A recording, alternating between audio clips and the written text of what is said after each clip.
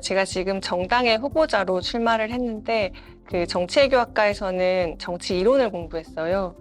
왜 정치 이론을 공부하고 싶었냐면 그 전에 이제 시민사회 영역에서 일을 했고 그 안에서 이제 갈등을 겪게 됐어요. 공동체 안에서. 그런데 그 갈등을 함께 다루기가 쉽지가 않더라고요. 왜냐하면 시민사회 영역에서는 자원도 부족하고 인력도 부족하고 하다 보니 이제 공공의 목표를 함께 이루는 데에 더 이제 치중을 하게 되거든요. 그래서 이 갈등을 잘 다루지 못하고 퇴사를 했는데 그 시점에 이제 샹탈 모페라고 하는 학자의 책을 읽었어요. 근데 그 책의 내용이 우리 인간들은 다 정치적인 존재, 갈등을 다루는 존재다. 이 갈등이 바로 정치이다라고 하는 어떤 내용을 보고 정치 이론을 좀 공부하고 싶다고 생각을 해서 대학원에 진학을 해서 정치 공부를 했습니다. 네, 제 공약으로 말씀을 드리겠습니다. 제 첫 번째 공약이 모두의 15분 동네 공약입니다. 이 공약은 굉장히 포괄적인 생태 정책인데요. 이 지역에서 기후위기와 생태위기와 팬데믹에 대응할 수 있는 지역 자립의 인프라를 구축하겠다라고 하는 공약입니다. 그런데 이게 굉장히 큰 공약이기 때문에 가장 먼저 무엇을 실현할 거냐 이런 약속을 제가 드리고 있는데요. 그 첫 번째 약속이 바로 모두의 보행권 확보입니다. 그러니까 여기서 모두를 제가 좀 강조하고 있는데요. 이 모두는 사실 불평등을 인식한 개념으로 제가 사용을 하고 있습니다. 그 은평구에는 장애인 인구가 굉장히 많습니다. 그래서 이 장애인이 15분 내에 모든 곳을 편안하게 이동을 할 수 있어야 되고 보행을 할 수 있어야 하지 않겠습니까? 그래서 저는 이 15분 동네 보행권을 먼저 첫 번째 공약으로 걸고 있습니다. 두 번째 공약은 기후정의 조례 제정의 공약입니다. 그 은평구는 기후위기 취약 지역입니다. 그 고령 인구도 많고요. 그리고 폭염 피해에 취약한 시설, 가구가 굉장히 많습니다. 그래서 기후정의 조례를 제정해서 기후위기 불평등을 먼저 해소하겠습니다. 그리고 조례가 제정되더라도 사실 이것을 책임감 있게 끌고 가는 정치인이 없으면 실제로 예산을 확보하거나 직제를 마련하기가 어렵습니다. 저는 녹색당의 후보자로서 기후정의 조례를 제정하고 예산, 직제 모두 마련하도록 하겠습니다. 그리고 세 번째 공약이 온실가스 감축과 도시공원 확대 공약입니다. 그 은평구는 은평시민신문에서도 실렸던 내용인데요. 공공부문 온실가스 배출량이 1위인 자치구입니다.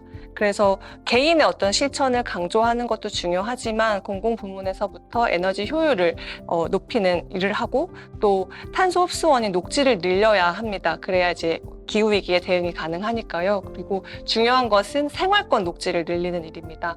그래서 저는 도시공원 확대 공약을 세 번째 공약으로 내세우고 있습니다.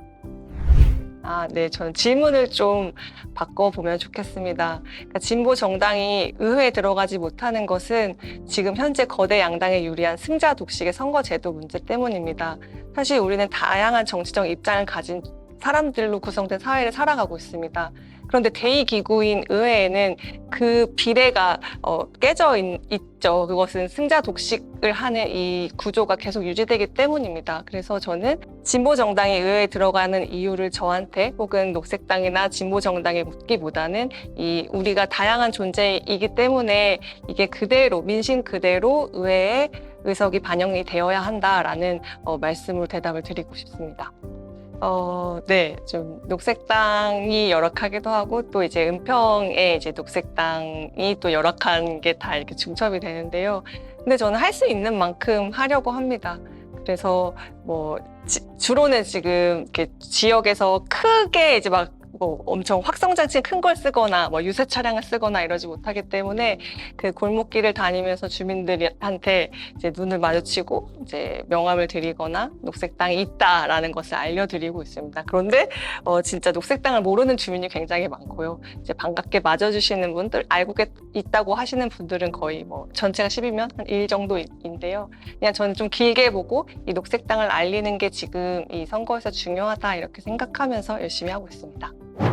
민심 그대로 선거제도가 중요하다라고 이제 녹색당이 말하고 있는데 그 말을 조금 다른 버전으로 주민께서 해주시더라고요. 제가 녹색당입니다, 녹색당 후보자입니다 라고 얘기를 했는데 나도 뽑는데 이게 뽑혀야지 내가 또 뽑지.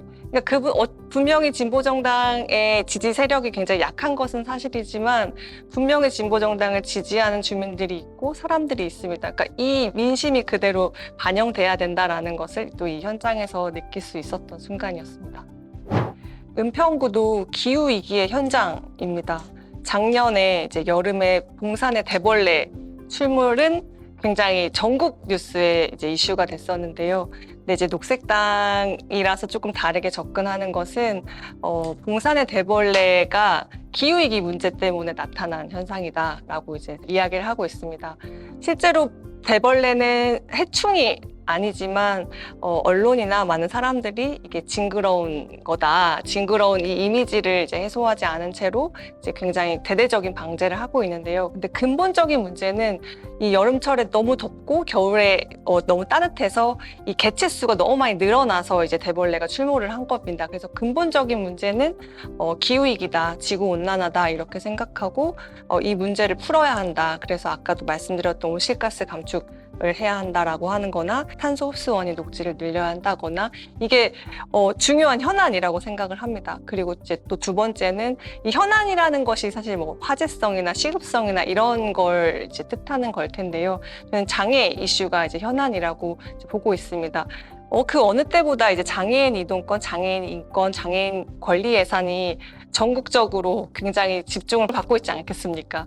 근데 그 뉴스가 사실 은평에서도 그대로 적용이 됩니다. 은평은 장애인과 많은 자치구, 3위 자치구입니다. 그리고 이제 제가 출마하는 구산동에서는 2,000명의 인구가 살고 있고요. 그래서 장애인의 활동 지원 서비스가 필요하다는 점, 그리고 발달장애인 가족이 바로 어제 또 사망하는 사건이 있었습니다. 또 은평에도 발달장애인 가족들이 굉장히 많기 때문에 발달장애 아동지원센터 건립이 필요하다든지 그리고 교육권의 문제에서도 평생교육시설을 건립한다고 해야 한다는 그런 필요를 느끼고 있고 그것이 이 지역의 현안이다. 저는 이렇게 바라보고 있습니다.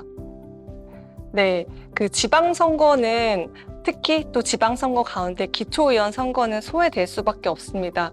이 주민의 관심이 부족해서라기보다는 중앙 집중화된 선거 제도 때문이기도 하고 또 중앙 집중화된 그냥 사회 시스템 자체가 문제이기도 합니다. 그런 가운데 기초선거에서 가장 많은 무투표 당선자가 나왔습니다. 이것은 이제 거대 양당의 승자독식 선거제도가 계속 유지되는 한 무관심 속에서 아무도 모르게 투표하지 않고 당선되는 의원들을 계속해서 낳을 것입니다. 저는 이 주민들께 무투표 당선돼도 괜찮은지 묻고 싶습니다.